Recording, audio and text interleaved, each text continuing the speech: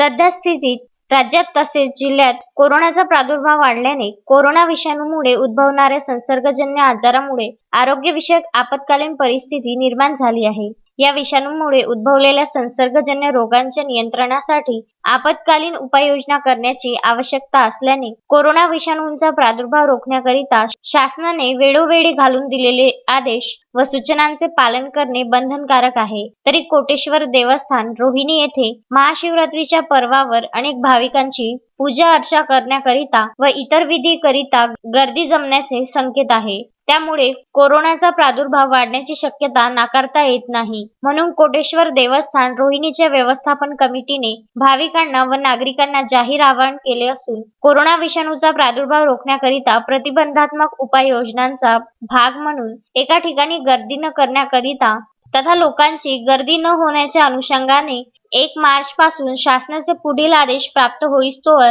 कोटेश्वर देवस्थानात भाविकांना अथवा नागरिकांना प्रवेश बंद असल्याचे जाहीर आवाहन देवस्थान समितीकडून करण्यात आले असून भाविकांनी व नागरिकांनी या निर्णयाचे सहकार्य करावे असे आवाहन कोटेश्वर देवस्थान रोहिणी व्यवस्थापन समितीने केले आहे. अश्विन शाह, विदर्भ न्यूज, पुलगाव.